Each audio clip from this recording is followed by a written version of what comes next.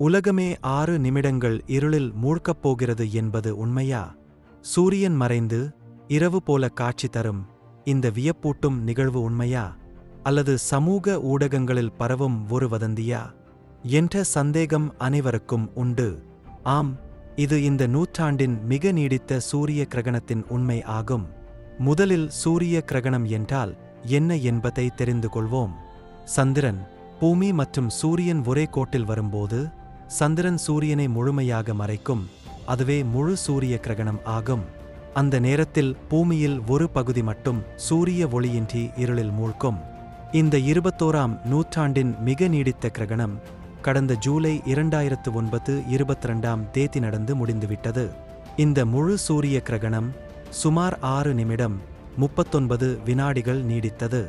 இந்த நிகழ்வை தென் ஜப்பான், சீனா மற்றும் பசிபிக் கடல் பகுதியில் இருந்தவர்கள் காண முடிந்தது.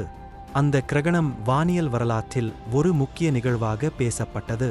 அடுத்து வருகின்ற 2027 ஆகஸ்ட் 2ஆம் தேதி இன்னொரு நீண்ட முழு சூரிய கிரகணம் நிகழப்போகின்றது. இதில் 6 நிமிடம் 23 வினாடிகள் வரை முழுமையான இருள் காணப்படும். இந்த கிரகணத்தை வட ஆப்பிரிக்கா, இஸ்ரேல், எகிப்து, சவூதி அரேபியா போன்ற நாடுகளில் இருந்து நேரடியாக காண முடியும். சமீபத்தில் ஒரு செய்தி வேகமாக பரவியது வருகிறது. அது உலகம் முழுவதும் 6 நிமிடங்கள் இருளாக இருக்கும் என்னும் செய்தி. அதை பார்த்தவுடன் மக்கள் பயந்து சிலர் ஆச்சரியப்பட்டனர். ஆனால் உண்மையில் இது ஒரு தவறான தகவல்.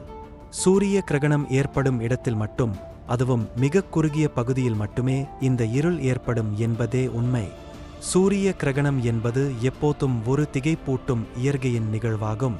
ஆனால் அவற்றைப் பற்றி நாம் சரியான அறிவுடன் பார்வையிட வேண்டும்.